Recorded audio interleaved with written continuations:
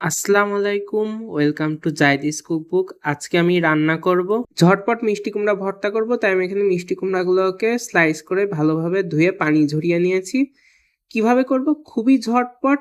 আপনাদের কাছে যদি মনে হয় যে এখন একটা ভর্তা খাওয়া খুবই দরকার, হাতের কাছে মিষ্টি কুমড়া আছে, আপনারা কিন্তু এটা বানিয়ে ফেলতে পারবেন।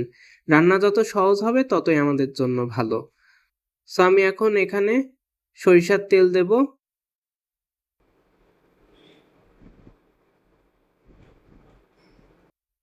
পুরা মিষ্টি কুমড়াটাকে আমি সরিষার তেল দিয়ে ভাজবো। তেলটা অবশ্যই আপনারা ভালোভাবে গরম করে নেবেন, তাহলে এর একটা ঘ্রাণ আর ঝাঁজটা থাকবে না। আমি এখন এখানে মিষ্টি কুমড়াগুলো দিয়ে দিচ্ছি।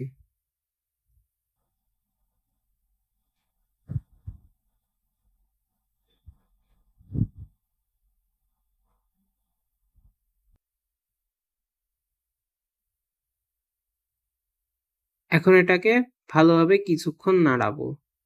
এতে পরিমাণ মতন লবণ দেব। আমি কিন্তু সবসময় বলি লবণটা আপনারা অবশ্যই আপনাদের পরিমাণ অনুযায়ী দেবেন।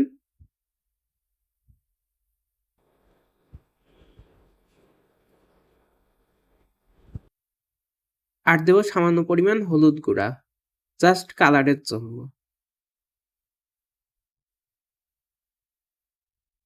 এখন এটাকে ভালো করে ভেজে নেব।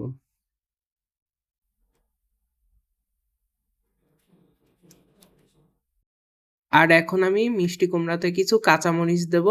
যেহেতু আমি পরে শুকনা মরিচ দিয়ে মাখাবো, তাই আমি অল্প পরিমাণ কাঁচামরিচ দিচ্ছি।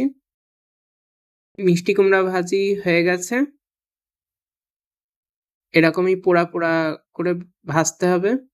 ভর্তার জন্য কিছু শুকনা মরিচ ভেজে নেব।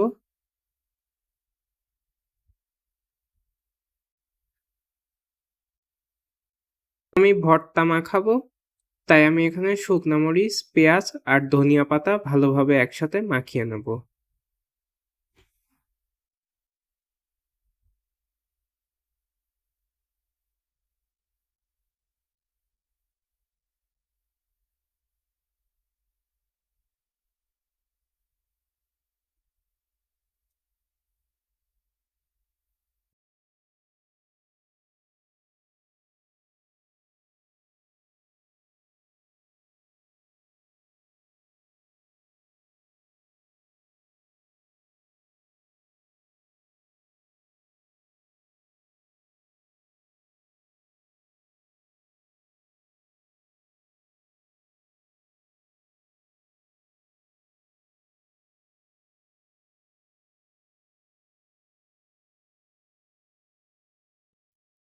পেঁয়াজ, শুকনা মরিচ আর ধনিয়া পাতা মাখানো হয়ে গেছে। এখন আমি দিয়ে দেবো ভেজে রাখা মিষ্টি কুমড়া। আমার মিষ্টি কুমড়া ভর্তা মাখানো শেষ। আশা করি আপনাদের ভালো লেগেছে। আর যদি ভালো লেগে থাকে তাহলে অবশ্যই আমার এই চ্যানেলটা সাবস্ক্রাইব করবেন। তো আজকের মতন এ পর্যন্তই। সবাই ভালো থাকবেন, সুস্থ থাকবেন। আল্লাহ হাফেজ।